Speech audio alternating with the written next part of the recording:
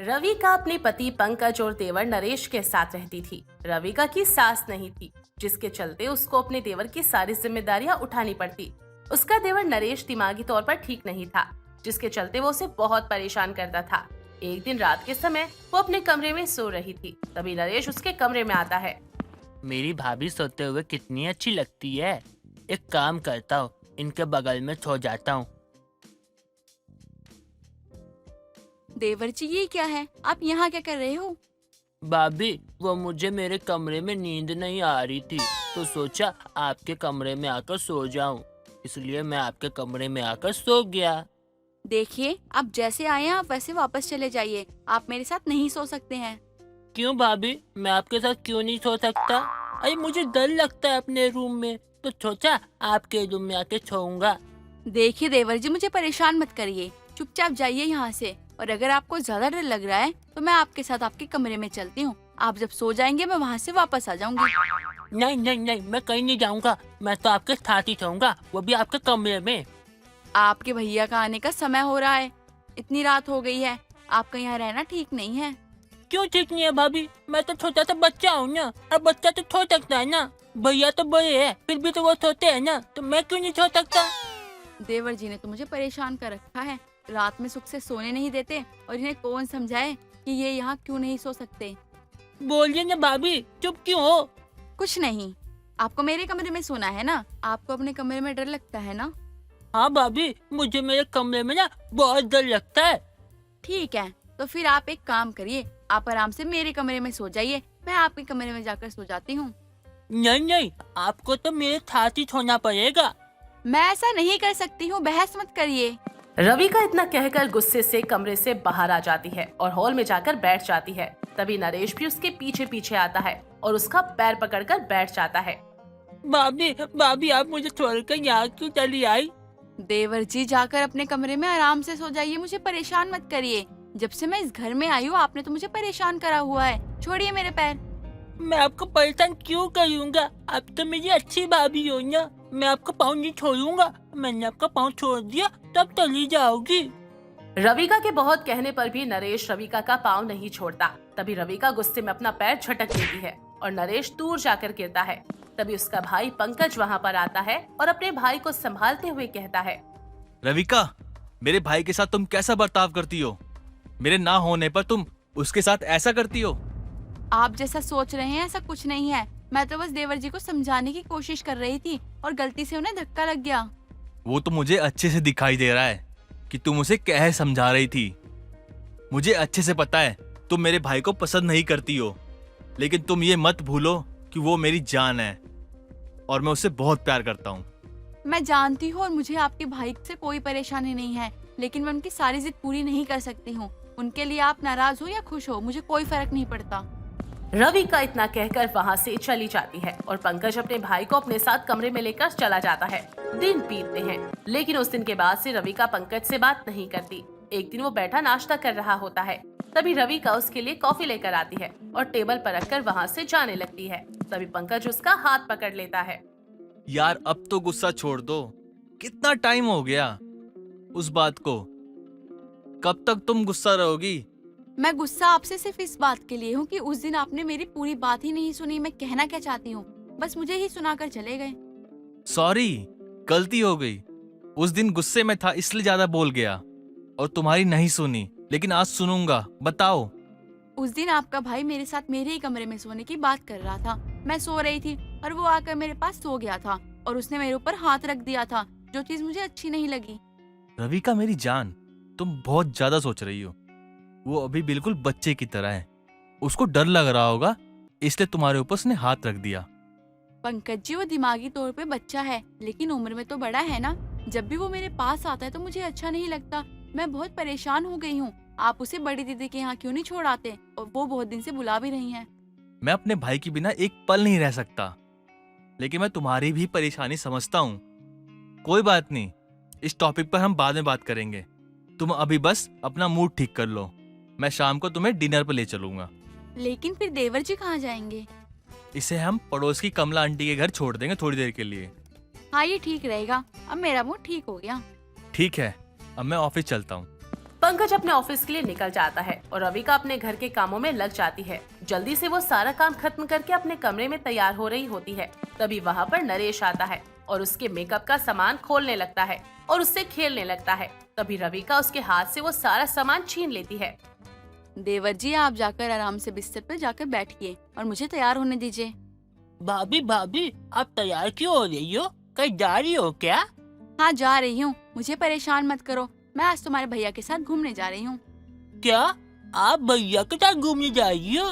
तब तो मैं भी जाऊंगा। मजा आएगा। बल्ले बल्ले बल्ले बल्ले, मैं भी घूमूंगा। हे भगवान, मैंने ये क्या बोल दिया? ये तो मैंने अपने ही हाथों से अपना ही गला घोट दिया। भाभी, मैंने बोला ना मैं भी जाऊंगा तो मैं भी जाऊंगा। नहीं देवर जी, आप कहीं नहीं जाएंगे। आप यहीं घर पे रुकेंगे, क्योंकि जब आप बाहर जाते हैं तो आपकी तबीयत खराब हो जाती है। और अभी भी आप दवा खा रहे हैं ना। भाभी, मैं किसी के नहीं सुनूंगा। मुझे जाना है, मतलब मुझे जाना है। मैं तो जाऊंगा घूमने। बोला ना मैंने, आप कहीं नहीं जाएंगे। पता नहीं कहाँ से ये मुसीबत मेरे गले पड़ गई है। जब से इस घर में शादी करके आई हूँ, कभी सुख नसीब ही नहीं हुआ है। कभी कभी लगता है कि मैं पंकज जी की वाइफ नहीं, बल्कि देवर जी का आया बनकर आई हूँ इस घर में। रविका के मना करने पर नरेश जोर जोर से रोने लगता है। तभी पंकज वहाँ पर आ जाता है और नरेश को रोते हुए देखकर बोलता है, क्या हुआ मेरे भाई को? क्यों रो रहे हो तुम? भैया, भाभी भाभी मेरे को घूमने नहीं ले जा रही। मैं भी जाऊंगा भैया, मुझे भी जाना है, लेकिन भाभी मना कर रही है। हाँ, तो सही कहा ना। हम लोग तुम्हें हर जगह नहीं लेके जा सकते हैं। आपकी वजह से हमारी पूरी लाइफ खराब हो गई है। शादी होने के बाद मैंने कभी अपने पति के साथ समय ही नहीं बिताया। रविका, तुम जानती हो मेरे भाई की दिमागी हालत ठीक नहीं है। वो बिल्कुल बच्चे जैसा है। उसके बाद भी तुम हमेशा उसे चिढ़ कर रहती हो। यहाँ तुम्हारी गलती है। तुमने उसे ऐसा क्यों बताया हम घूमने जा रहे हैं, जबकि मैंने कहा था मैं इसे साथ नहीं ले जाऊंगा। गलती से मेरे मुंह से निकल गया था। अब क्या अपनी जुबान काट कर फेंक दूं? मैं तो परेशान हो गई हूँ आपके भाई से। मैं अपने भाई को परेशान नहीं देख सकता हूँ। अब हम तीनों साथ में घूमने जाएंगे। मैं देवर जी के साथ कहीं नहीं जाऊंगी। हम कहीं पिकनिक मनाने नहीं, बल्कि साथ में अकेले समय बिताने जा रहे थे। आपने मुझसे ये भी सुख छीन लिया। अब बहुत हो गया। मैं और बर्दाश्त नहीं कर सकती हूँ। मैं जा रही हूँ अपने मम्मी पापा के घर। और जिस दिन आपको अपने भाई से ज्यादा मेरी कमी महसूस हुई ना, उस दिन आप मुझे बुला लेना। ठीक है, जाओ। जैसा तुम चाहो वो करो। मैं तुम्हारे रोज के नखरे नहीं सह सकता। पंकज को अपने भाई के प्यार के सिवा कुछ भी दिखाई नहीं देता। वो रविका के प्रति अपनी जिम्मेदारियों को भूल गया था, जिसके कारण रविका अपने तंग करने वाले देवर और ससुराल को छोड़कर हमेशा के लिए अपने मायके चली जाती है। स्वाति अपनी नई नवेली बहू का घर में काफी धूमधाम से स्वागत करती है और बहू के आने के बाद मुंह दिखाई की रस्म करवाई जाती है। जहां बहू घूंघट में थी, तभी स्वाति अपनी बहू खुशी से कहती है, बहू, पहले तेरी मुंह दिखाई की रस्म होगी, उसके बाद ही तो अपने कमरे में जा सकेगी। तभी घूंघट में से नई नवेली बहू की आवाज आती है। जो भी करना है जल्दी करो, मैं तो परेशान हो गई इन रस्मों से। ये सुनकर पास खड़ी औरतें हैरान हो जाती है कि नई नवेली दुल्हन की आवाज तो देखो। आते ही कितने जोर से बोल पड़ी। तभी पड़ोस की विमला स्वाति से कहती है, स्वाति, क्या बहू लाई है? आते ही घर को स्वर्ग बना दिया अपनी आवाज से। तो जितनी शांत है उतनी ही धमाकेदार बहू लाई है। हाँ, अच्छा है ना। तो कोई तो घर में तेज तर्राक होना भी चाहिए विमला। अपनी बहू की खामियों को सुधारने में लगी स्वाति भी मन में सोचती है, सच में ना जाने कैसी बहू ले आई हूँ मैं, जो आते ही इतनी लंबी जुबान साथ लाई है। कितने जोर से बोल रही है। अगले दिन सुबह स्वाति किचन में काम कर रही थी।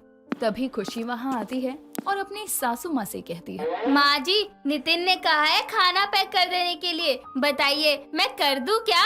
बहू, मैं किचन में ही हूँ तेरे साथ, तेरे सामने, पर तू इतनी जोर से क्यों बोल रही है? थोड़ा धीरे बोला कर।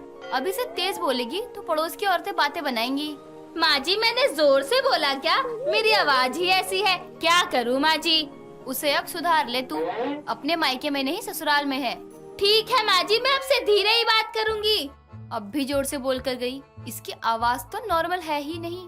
ना जाने क्यों इतना ऊंचा बोलती है। शायद सुनाई कम देता है इसे। एक तो मेरे हार्ट की प्रॉब्लम है, कहीं इसकी तेज आवाज मेरी जान न ले ले।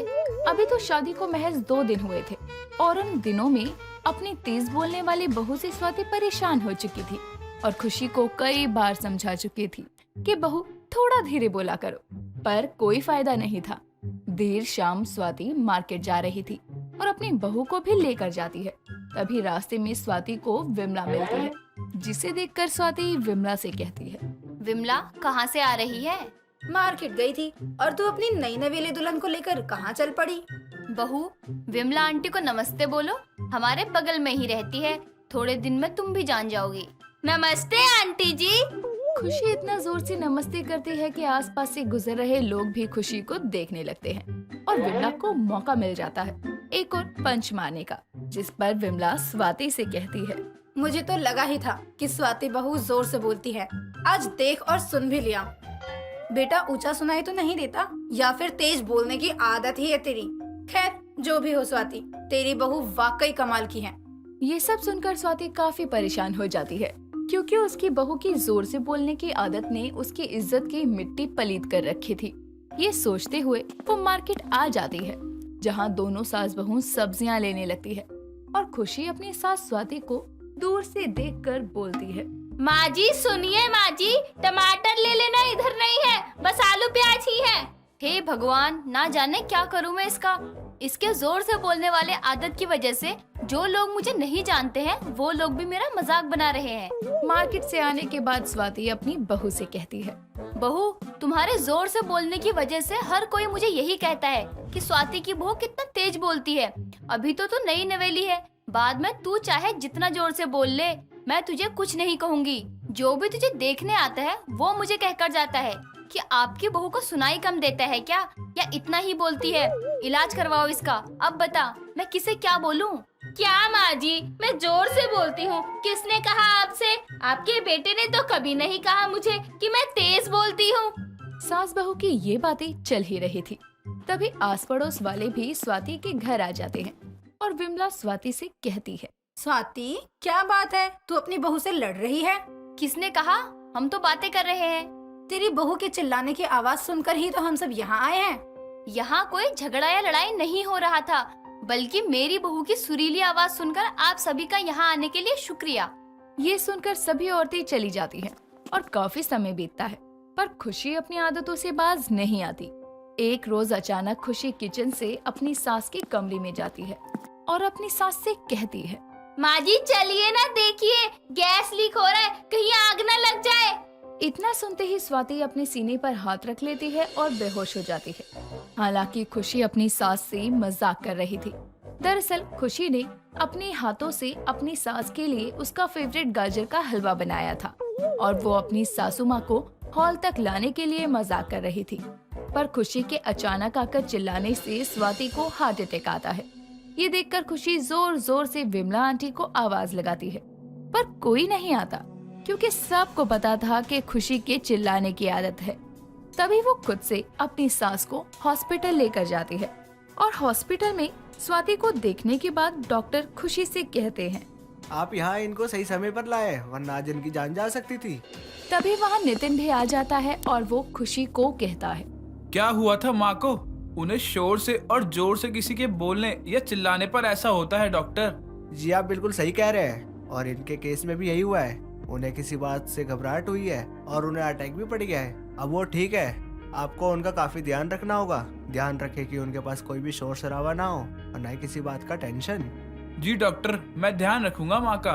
इस इंसिडेंट के बाद स्वाति हॉस्पिटल से घर आती है और स्वाति के घर आने के साथ नितिन खुशी को वार्न करता है कि वो अब से धीरे बोलेगी। देर शाम स्वाति को खुशी सूप देने जाती है और कहती है, माँ जी आपने दवा ले ली तो अब थोड़ा सूप भी पी लो। हाँ ठीक, रख दे। और ये बता, कल जो मेरे कंगन हॉस्पिटल में खोले गए थे वो कहाँ रखे तूने? मुझे दे दे, मैं संभाल कर रख देती हूँ। माँ जी वो मैंने अलमारी में रखे हैं, आप जब चाहे ले लेना। बहुत धीरे बोल, एक बार हॉस्पिटल पहुँच चुकी हूँ, अब क्या ऊपर भेजने का इरादा है? ये बातें खिड़की के पास खड़ा चोर सुन लेता है और चला जाता है। देर रात सब के सोने के बाद वो घर की छत से एंट्री करता है और स्वाति का वही कंगन चुराने आता है जिसके बारे में उसने सुना था। और तभी चोर के हॉल में आते ही टेबल पर रखा कांच का फूलदान उसके टकराने से गिर जाता है, जिससे खुशी की नींद खुल जाती है।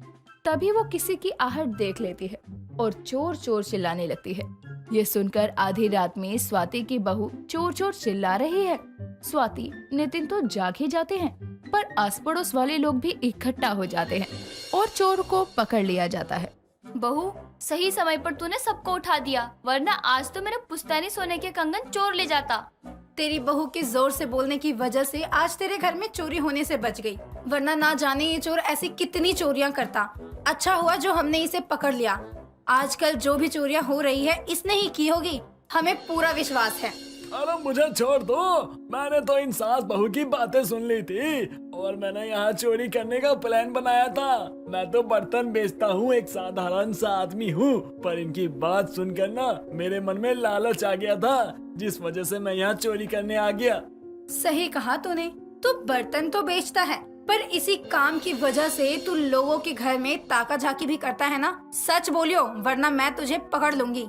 हाँ, मैं लोगों के घर जाकर ना बर्तन बेचता हूँ और उनके रहन सहन, सोना चांदी पहनने के तरीकों को देखकर रात में चोरी को अंजाम दे देता हूँ।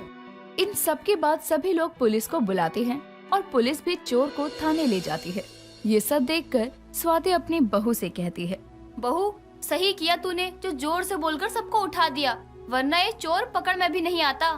हाँ माँ जी, मुझे भी पता चला आज ही कि आज मेरे जोर से बोलने की इस आदत ने कितना बड़ा कमाल किया है। तो अब तो आप लोगों को मेरी इस आवाज से कोई प्रॉब्लम नहीं होगी ना, या अभी भी किसी को है? ना खुशी बेटा, मुझे तो नहीं है, बल्कि तुझे तो रात को जागते रहो का नारा लगाना चाहिए। कम से कम हमारे इलाके में चोरियां तो नहीं होगी और लोगों को तेरी आवाज से नींद भी कम आएगी। विशाखा एक पहाड़ी लड़की थी जिसे कई तरह का खाना बनाना आता था, लेकिन विशाखा के हाथ के मोमोज कुछ ज्यादा ही अच्छे बनते थे। विशाखा, हमारे घर में कुछ मेहमान आने वाले हैं। मैं चाहती हूँ तू अपने हाथों से मोमोज बनाकर उन्हें खिला दे, ताकि उन्हें लगे कि इससे पहले उन्होंने इतने स्वादिष्ट मोमोज कभी नहीं खाए। क्या माँ, घर में जब भी कोई मेहमान आता है तो आप हमेशा मुझे मोमोज ही क्यों बनाने को बोलती हो? आपको क्या लगता है अगर मैंने उनको मोमोज बनाकर खिला दिया तो क्या वो बार बार मेरे हाथ का मोमोज खाने यहाँ आएंगे? मैं नहीं चाहती कि वो बार बार यहाँ आकर खाए, लेकिन हाँ, ये चाहती हूँ कि जब कभी भी वो कहीं बाहर मोमोज खाए तो हमेशा तेरे हाथ के मोमोज याद रखे कि हाँ, एक लड़की ने मोमोज खिलाया था, उसके मुकाबले तो ये कुछ नहीं। ओहो माँ, आपको क्या लगता है कि मैं इस दुनिया में बेस्ट मोमोज बनाती हूँ? माँ, मुझसे भी अच्छे मोमोज बनाने वाले हैं और मैं उनके सामने कुछ भी नहीं हूँ। आपको लगता है मैं बेस्ट हूँ, यही मेरे लिए बहुत बड़ी बात है। बस अब मस्का का मत लगा, जितना चाहती हूँ मुझे बस उतनी ही बातों में घुमा लेती है तू, लेकिन मैं नहीं घूमने वाली। मैं तो अब भी यही बोलूंगी कि मोमोज बना और मेहमानों को खिला बस। माँ, आप बहुत चालाक हो, कितना भी बहलाने की कोशिश कर लूं, लेकिन आपको जो करवाना है आप वही करवाती हो। मतलब अब मुझे उनके लिए मोमोज बनाने ही पड़ेंगे। हाँ, तुझे ही बनाने पड़ेंगे। वैसे भी हमारे घर में और कोई है ही नहीं जो तेरी तरह मोमोज बनाए। तेरे हाथ के मोमोज की तो बात ही अलग है। विशाखा अपनी माँ की बात मान लेती है। ऐसे ही दूसरे दिन विशाखा मोमोज बनाने की तैयारी करने लगती है और जब मेहमान आते हैं तो मोमोज खाकर एक औरत विशाखा की तारीफ करती है। अरे वाह, क्या मोमोज बनाए हैं। सच बताऊं तो मुझे लगता है हम जैसे मोमोज खाते हैं वही बेस्ट है, लेकिन मेरी गलत फहमी थी जो आज ये मोमोज खाकर दूर हो गई। हाँ, मेरी बेटी बहुत अच्छे मोमोज बनाती है और हम सभी को इसके हाथ के मोमोज पसंद है। हम कभी भी बाहर के मोमोज खरीद कर नहीं खाते। सही बात है, जब घर में मास्टर शेफ है तो बाहर का खाकर अपना मूड और मुंह क्यों खराब करना। मैं तो अपने बेटे के लिए ऐसे ही दुल्हन ढूंढूंगी जिसे मोमोज बनाने आते हो। अरे अच्छी बात है, कभी हमें भी खिलाओ अपनी बहू के हाथ के मोमोज। हम भी टेस्ट करके बताएंगे कि आपकी बहू के हाथ के मोमोज स्वादिष्ट बने हैं या मेरी बेटी के हाथ के। सभी के बीच बातें होती रहती हैं और लोग जमकर विशाखा के हाथ के मोमोज की तारीफ करते हैं। कुछ दिनों बाद गंगा अपने घर के काम कर रही होती है कि तभी वहाँ गंगा की पड़ोसन सुनीता आती है। क्या बात है गंगा बहन, मैंने सुना है तुम्हारी बेटी को देखने बहुत मेहमान आए थे और पसंद भी करके जा चुके हैं। एक बार भी बताने की जरूरत नहीं समझी। अरे क्या बात कर रही हो, मेरी बेटी को देखने लोग कब आए थे और तुम्हें ये सारी बातें किसने बताई? हाँ, मेहमान तो आए थे लेकिन कुछ काम था विशाखा के पापा जी के ऑफिस से मेहमान थे, वो विशाखा को देखने नहीं आए। बस बस, मुझसे झूठ बोलने की कोई जरूरत नहीं है। मुझे सब कुछ पता होता है। भले मैं उस दिन घर पर नहीं थी, लेकिन बातें तो मेरे कान तक आ ही जाती हैं। हाँ, वो तो आएगी ही। ऑल इंडिया रेडियो जो हो तुम, पहले तुम्हारे कान में बातें घुसेंगी, फिर तुम पूरे मोहल्ले में सुनाती फिरोगी। अरे, तारीफ कर रही हो या ताने दे रही हो, वो क्या है ना, तारीफ बिना अब तानों जैसा लग रहा है। लेकिन सच बताऊं तो मुझे अब ताने भी अच्छे लगते हैं। तो जितना मर्जी हो उतना ताने मार सकती हो।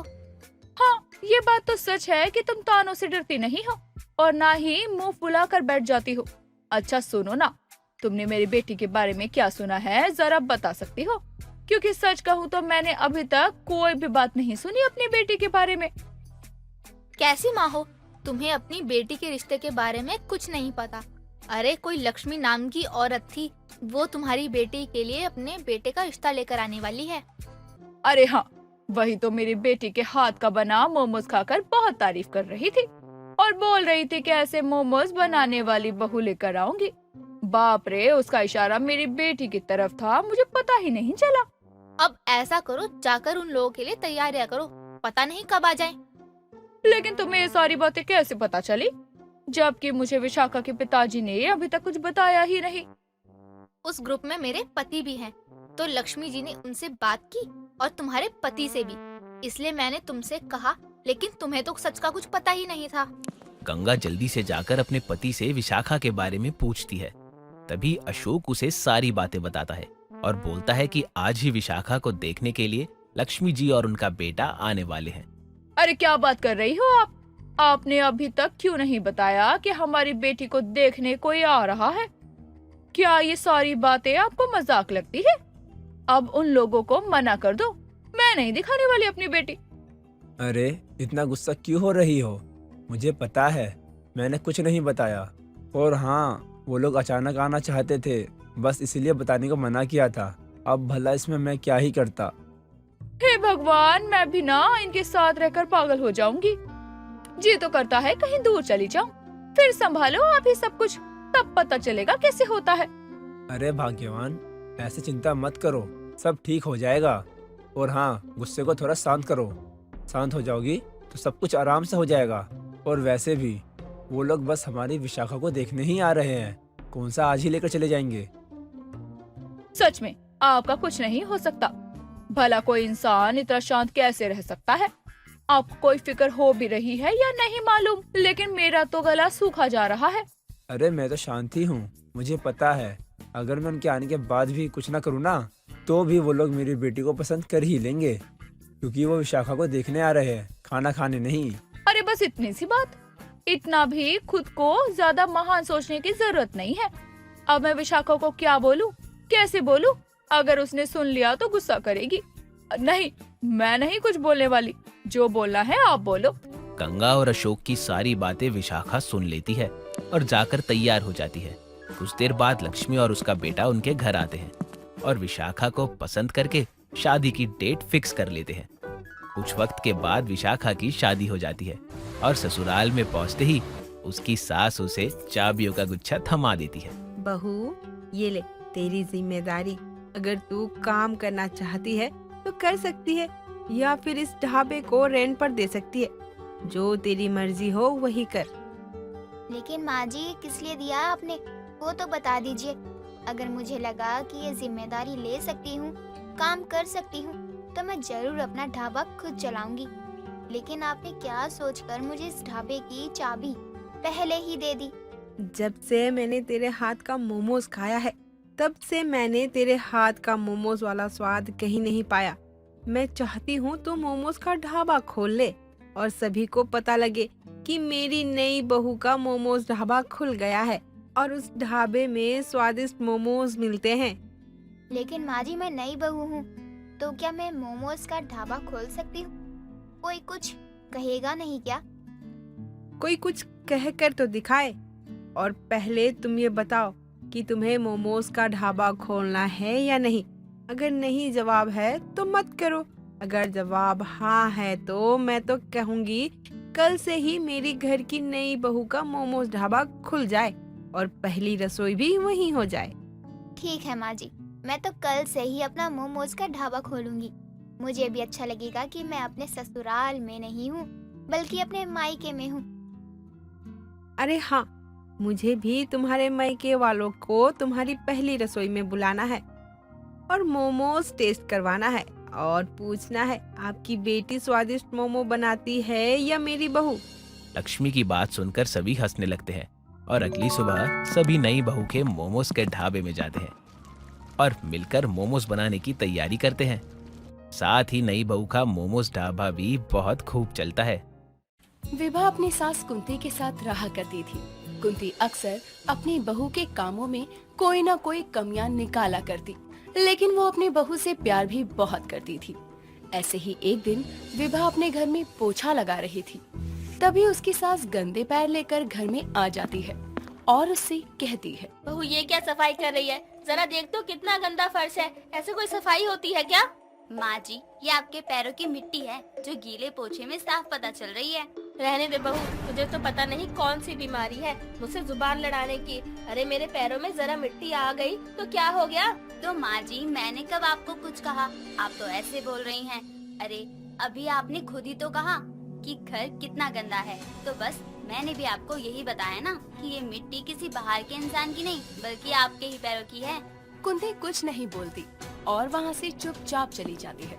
ऐसे ही शाम को कुंती सोफे पर बैठकर चाय पी रही थी, तभी उसकी नजर दीवार पर पड़ती है जहाँ उसको जाले नजर आते हैं और उन जालों को देखकर कुंती एक बार फिर से अपनी बहू से कहती है, बहू जरा देख तो उधर दीवार पर कितने जाले हैं। मैं तो सही कह रही थी कि तू काम नहीं करती, काम से तू बचना चाहती है। क्यों सही बोल रही हूँ ना मैं? मम्मी जी, अगर आपको मेरे हाथों का काम पसंद नहीं है ना, तो मैं भी आपको एक बात बता देती हूँ कि अगर आप इस तरह कमियां निकालती रहेंगी ना, तो मैं कोई भी काम नहीं करूँगी, फिर करती रहना अकेली काम। हाय राम, देखो तो कैसे बोल रही है। बहू मैंने तो बस तेरी कमी ही बताई थी, तो इस तरह रिएक्ट क्यों कर रही है? तुझे पता भी है जब मैं इस घर की बहू थी ना, तो घर में कहीं भी जाले मकड़े नहीं आते थे और अकेले ही सारा काम करती थी और सास को कोई भी शिकायत का मौका नहीं देती थी।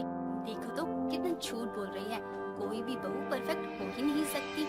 हाँ ठीक है, जब आपकी सास से कभी सामना हुआ ना, तो मैं उनसे ये सवाल खुद ही कर लूंगी। बहू मुझे भी जरा बता दे, तू मेरी सास से मुलाकात कैसे करेगी? वो तो इस दुनिया में है ही नहीं। उनकी आत्मा बुलाकर उनसे बात करूंगी मैं। हाय दैया बहू, तुझे काला जादू भी आता है क्या? हाँ, जरा संभल कर माँ जी। अच्छा मैं चलती हूँ, खाना बनाने में देरी हो रही है। विभा अब रसोई में जाकर खाना बनाने लगती है तो वहीं कुंती के दिमाग में विभा की बातें ही घूमती है। समय गुजरता है और उस दिन विभा मार्केट जाती है जहां उसकी नजर ओझा बोर्ड पर पड़ती है और उसको देखकर विभा खुद से कहती है, ओ वाओ, ओइजा बोर्ड, क्यों ना मैं इस ओइजा बोर्ड को खरीद लूं। और माँ जी को बहुत दिक्कत होती है ना मेरे हर काम से, साथ ही वो हर चीज में एक्टिंग भी करती हैं। पर कोई बात नहीं, अब एक्टिंग करने की मेरी बारी है।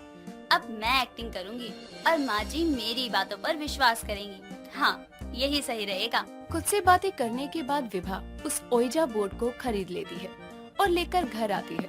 उस बोर्ड को देखकर कुंती कहती है, बहुए लकड़ी का गत्ता क्यों लेकर आ गई? माँ जी, कोई लकड़ी का गत्ता नहीं बल्कि ओइजा बोर्ड है ये। क्या बोझा बोर्ड? बहू ये बोझा बोर्ड क्या होता है? देखने में तो ये कोई मामूली लकड़ी का गत्ता लग रहा है। माँ जी, बोझा बोर्ड नहीं, ओइजा बोर्ड। इसमें हम किसी की भी आत्मा को बुला सकते हैं और जैसा मैंने आपको कहा था कि मैं आत्मा को बुला सकती हूँ, तो मैं आपको बता दूं कि मैं सच में आत्मा को बुला सकती हूँ। बहू इसका मतलब तुझे सच में काला जादू आता है?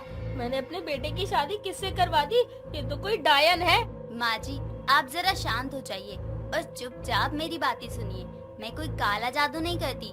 उस दिन काले जादू वाली बात मैंने आपसे मजाक में कही थी, पर ये ओइजा बोर्ड वाली बात सच है और इस बोर्ड से किसी की भी आत्मा को बुला सकती हूँ मैं। अच्छा जी, फिर इससे तो मैं रघु के पापा की आत्मा को बुला सकती हूँ। क्यों सही बोल रही हूँ ना मैं? हाँ माँ, आप सही बोल रही हैं। मैं ससुर जी को भी बुला सकती हूँ। बहू जरा बुलाना, आखिरी समय में मैं उनसे बात नहीं कर पाई थी और अगर उनकी आत्मा आई तो क्या पता मैं उनसे बात कर सकूं।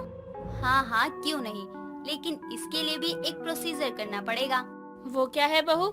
हमें घर की सारी लाइट्स ऑफ करके इस ओइजा बोर्ड के पास मोमबत्तियाँ रखनी होगी और जब तक मैं ना कहूँ तब तक आपको मेरा हाथ नहीं छोड़ना, और जब हमें इसको रोकना होगा तब हम इसको गुड बाय बोलेंगे, ठीक है?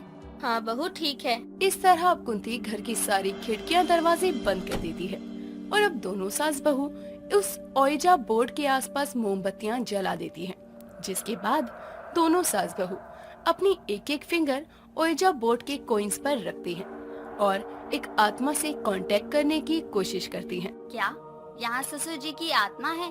हम उससे बात करना चाहते हैं। अगर यहाँ ससुर जी की आत्मा है तो हमसे बात करें। इतना बोलते ही विभा अपनी गर्दन को नीचे झुका लेती है और कहती है, क्यों बुलाया है मुझे? क्या काम है? विभा को ऐसे देखकर कहीं न कहीं कुंती बहुत डर जाती है, पर वो अपनी बहू के अंदर अपने पति की आत्मा को देखकर खुश होती है और आंखों में आंसू लिए बोलती है, रघु के पापा, आप तो मुझे छोड़कर चले गए। आपने जरा भी नहीं सोचा कि आपके जाने के बाद मुझ पर क्या बीतेगी। मैं हमारे रघु को कैसे पालूंगी? इस बात से अनजान कुंती कि उसकी बहू एक्टिंग कर रही है, वो इमोशनल हो जाती है। तभी अचानक विभा अपनी गर्दन उठाती है और अपनी सास को रोता देखकर उसे चुप करवाते हुए कहती, मम्मी जी चुप हो जाइए। देखा, मैं हूँ आपकी बहू विभा। आप सेंटी क्यों हो गई? नहीं बहू, बस यूं ही। अच्छा मम्मी जी आप चुप हो जाइए, या मैं आपकी सास को बुलाकर आपका सच पता करूं। पर इस बार आत्मा को मैं अपने ऊपर नहीं, आपके ऊपर बुलाऊंगी। बोलो, बुलाऊं? नहीं बहू, अच्छा चल इसको बंद करते हैं, शाम होने को आ गई। कुंती अपने आंसू पोंछकर वहाँ से चली जाती है, पर अपनी सास को इस तरह उदास और रोता देखकर विभा को जरा भी अच्छा नहीं लगता और वो खुद से बोलती है, मैंने ये क्या कर दिया?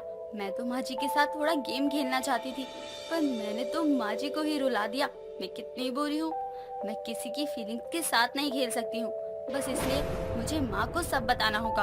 अपनी सास को वो सब कुछ बता देगी, ये सोचकर वो खाना बनाने लगती है।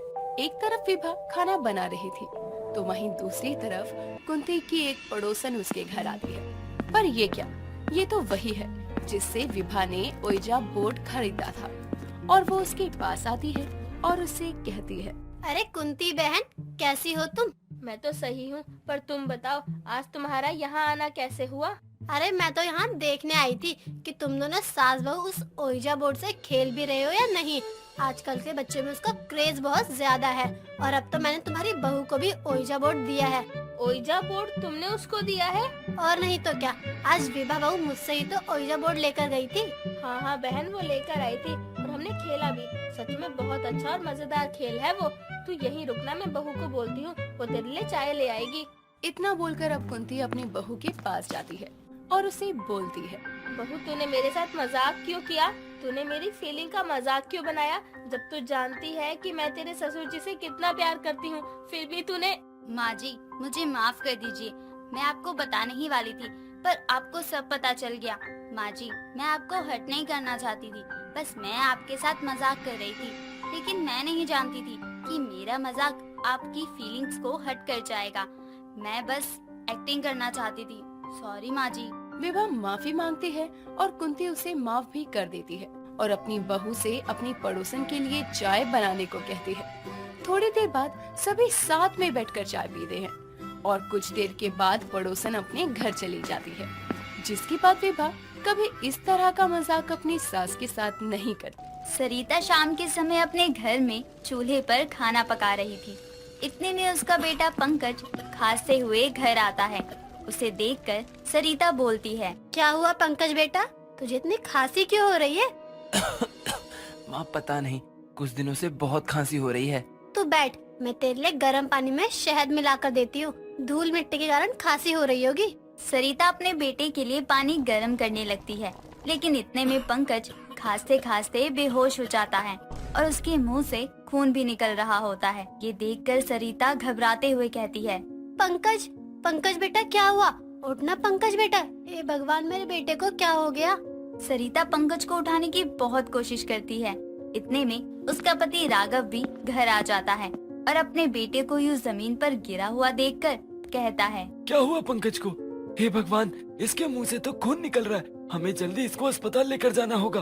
अजय हमारे बेटे को कुछ होगा तो नहीं ना? कुछ नहीं होगा भाग्यवान, चलो मेरी मदद करो, उठाओ इसको। सरिता राघव की मदद करती है और राघव अपने बेटे को कंधे पर उठाकर पास के सरकारी दवाखाने लेकर जाता है, जहां डॉक्टर पंकज का चेकअप करने के बाद राघव और सरिता से कहता है, देखिए, लगता है आपके बेटे को कोई बड़ी बीमारी है। अभी तो वो कुछ देर में होश में आ जाएगा, लेकिन उसके कुछ टेस्ट करवाने बहुत जरूरी हैं, ताकि बीमारी का पता चल सके और इलाज शुरू हो सके। तो डॉक्टर मैडम कर दीजिए ना टेस्ट, देखिए ना मेरे बेटे को क्या हुआ है। देखिए, ऐसे टेस्ट बड़े हॉस्पिटल और लैब्स में होते हैं और इसका फुल चेकअप करवा लीजिए, जिससे कि इसकी बीमारी पहचान में आ सके। बड़े अस्पताल में जाने के पैसे नहीं है मैडम हमारे पास, बहुत गरीब है हम। आप कुछ मदद करिए, हमारा इकलौता सहारा हमारा बेटा है, उसको कुछ हुआ तो हम तो जीते जी मर जाएंगे। ये क्या कर रही हो पंकज की माँ? डॉक्टर साहिबा जितना कर सकती थी कर दिया, अब अपने बेटे का इलाज तो हमें ही करवाना पड़ेगा ना। देखिए, मैं आपकी हालत समझती हूँ, इसलिए आपके लिए इतना कर सकती हूँ कि आपके बेटे के टेस्ट के लिए एक लैब बता देती हूँ। वहाँ पर कम पैसों में इसका सारे टेस्ट हो जाएंगे, लेकिन टेस्ट में कोई बड़ी बीमारी निकलती है तो उसके इलाज के लिए आपको पैसे तो जुटाने ही पड़ेंगे। जी आपका बहुत बहुत धन्यवाद डॉक्टर साहिबा। डॉक्टर राघव को लैब का एड्रेस बताकर कुछ देर में पंकज के साथ घर भेज देते हैं और अगले दिन राघव और पंकज उस लैब में जाकर पंकज का पूरा चेकअप करवाकर घर आते हैं, जहां सरिता उनसे बोलती है, हो गया चेकअप? क्या कहा? कुछ घबराने की बात तो नहीं है ना? माँ, रिपोर्ट 24 घंटे बाद आती है और वो लोग रिपोर्ट सीधा अपने पास के सरकारी अस्पताल भेज देंगे। अच्छा अच्छा, हे भगवान, सब ठीक हो। चलो बिटवा, तुम आराम करो, हम तुम्हारे लिए खाना बना देते हैं। अच्छा अच्छा। सरिता पंकज को खाना बनाकर परोसती है, लेकिन उसके और राघव के दिमाग में अपने बेटे के टेस्ट रिजल्ट की चिंताएं चल रही थी। अगले दिन पंकज को उसके कॉलेज पढ़ने भेजकर राघव अस्पताल रिपोर्ट का पता करने जाता है, जहां डॉक्टर साहिबा उसको उसके बेटे की रिपोर्ट का रिजल्ट बताते हुए कहती है, देखिए, ये सब आपके लिए समझना मुश्किल होगा, लेकिन ध्यान से समझिएगा। आपके बेटे को कैंसर है, 2nd स्टेज का। इसका इलाज जल्द से जल्द शुरू करना होगा, वरना क्या डॉक्टर साहिबा? वरना आपके बेटे की जान बच नहीं पाएगी। 1 साल के अंदर अंदर उसका कैंसर बढ़ जाएगा और वो। बस मैडम, आगे मत बोलिए। अपने कानों से अपने बेटे की इतनी बड़ी बीमारी के बारे में मैं नहीं सुन सकता। आप ये बताइए, इसके इलाज में कितना पैसा लगेगा? ये बीमारी कोई आम बीमारी नहीं है, कम से कम 10 लाख तक का खर्चा आएगा और आपके पास 1 महीने का समय है। इस समय में पैसे जोड़कर इलाज शुरू करवा दीजिए, ताकि कैंसर को बढ़ने से रोका जा सके, वरना हमें माफ करिएगा, इलाज भी कोई करिश्मा नहीं कर पाएगा उसके बाद। राघव उदास चेहरे के साथ हाथों में रिपोर्ट लिए घर लौटता है, जहां सरिता के पूछने पर वो उसे रोते हुए कहता है, हमारा बेटा इतनी महंगी बीमारी का शिकार है सरिता, के क्या करे? मैं चाहकर भी उसका इलाज नहीं करा सकता, लेकिन इलाज नहीं करवाया तो हम दोनों अपने जीवन का इकलौता सहारा खो देंगे। नहीं नहीं, ऐसा नहीं हो सकता। हे भगवान, मेरे बच्चे की जगह मेरी जान ले ले, लेकिन मेरे बच्चे की जान बचा ले। 10 लाख रुपए चाहिए उसकी कैंसर के इलाज के लिए, वो भी 1 महीने में। अरे आज तक की जिंदगी में मैंने 1 लाख रुपए नहीं देखे, 10 लाख कहाँ से लाऊंगा? देखिए, हिम्मत मत हारिए, हम कोशिश तो कर ही सकते हैं ना। लेकिन आप ये बात पंकज को मत बताइएगा, क्योंकि वो तो हमें कोशिश करने से भी मना कर देगा। हाँ, तुमने सही कहा, हम उसको कहेंगे उसको कुछ नहीं हुआ और पैसों का इंतजाम करने की कोशिश करेंगे। राघव अपने बेटे की इतनी महंगी बीमारी के लिए पैसे जुटाने की सोचता तो है, तो वहीं दरवाजे पर खड़ा पंकज, जो कि कॉलेज से वापस अपनी एक बुक लेने घर आया था, अपने माँ बाप की सारी बातें सुन लेता है और आंखों में आंसू लिए कॉलेज के लिए फिर से निकल जाता है, जहाँ उसकी एक दोस्त रिया, जो कि उसे बहुत प्यार करती थी, उसकी आंखों में आंसू देखकर कहती है, पंकज, क्या हुआ? तुम रो क्यों रहे हो? बताओ ना मुझे। देखो, मुझे दोस्त मानते हो ना, तो बताओ। रिया, मैं मरने वाला हूँ। मुझे एक बहुत महंगी बीमारी है, जिसके इलाज के लिए बहुत पैसे लगेंगे और मेरे गरीब माँ बाप इतना पैसा कहाँ से लाएंगे? क्या हुआ है तुम्हें? बताओ ना। मुझे कैंसर है। बाबा को डॉक्टर ने 10 लाख रुपए लाने को बोला है, ताकि मेरा इलाज शुरू हो। लेकिन हम लोग इतने गरीब हैं कि मैं खुद जब इस कॉलेज में स्कॉलरशिप में पढ़ रहा हूँ, तो 10 लाख जुटा पाना हमारे लिए नामुमकिन है।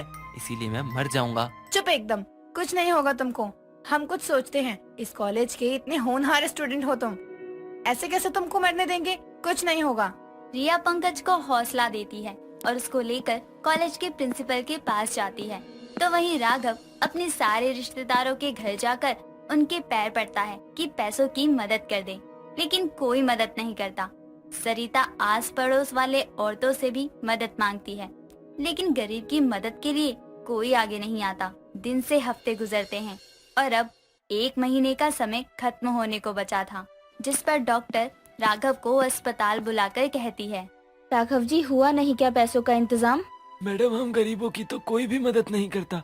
इतनी महंगी बीमारी से मेरा बेटा कैसे लड़ेगा? क्या करूं, कुछ समझ नहीं आ रहा। देखिए, पंकज एक बहुत अच्छा लड़का है। मैं खुद नहीं चाहती कि उसकी जिंदगी ऐसे खत्म हो, इसलिए मैं आपके लिए 2 लाख की मदद कर सकती हूँ। बाकी आप जल्दी से जल्दी बाकी के पैसे जुटा ही लीजिए।